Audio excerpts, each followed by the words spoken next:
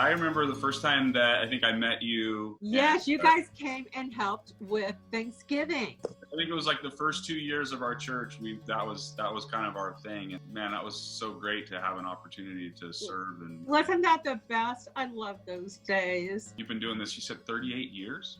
38 years.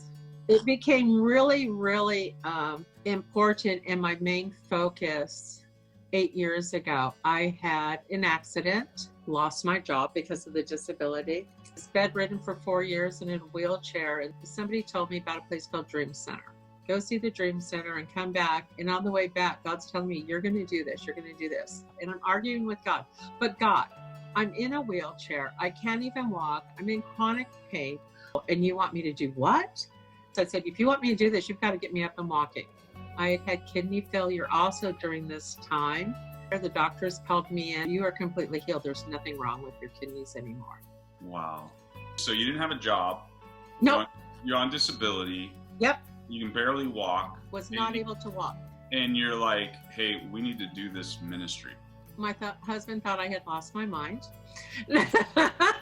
but was supported through the entire thing. And I started cooking where I would just sit on my bed or in my wheelchair and I have a cutting board and I would cut something and then I would tell my husband or my kids, okay, this is what you need to do. And it's evolved since there. And you told me today you walked 10 miles. 10 miles. I don't even think I walked 10 miles when I was healthy. And I just talked to God the whole way and just thanked him for everything that we're doing. Even during this virus, that we're still able to do this. So how have things changed now with COVID-19 and the shelter in place here in San Diego? We have a much higher demand for our senior community than we have ever had. We are dispersing food 7 days a week. Volunteers have masks and gloves when they're passing out. So normally the food would all be dispersed out on the table. So now they just point and say, I want this and this, and then we bag it up for them. So where do you get most of your food from? Most of our food comes in from donations, and then we have to purchase food from the food banks. People don't realize that the food that's from the food bank is something that you purchase. And that's why people go, what do you need? I'll go buy you this. Well, I really appreciate that. But if you actually send us the funds instead of going to the grocery store and purchase, we can purchase more with that same dollar amount. What's like the biggest challenge you're facing in this ministry? The need has grown instrumentally. We don't have the funding.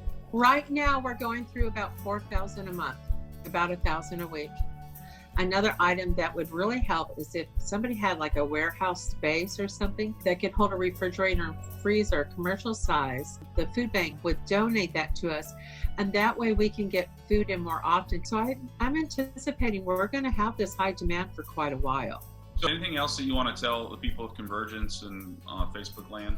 So if you know somebody who's in need, please let us know. And I am a firm believer, the more you go out and bless others, the better you feel.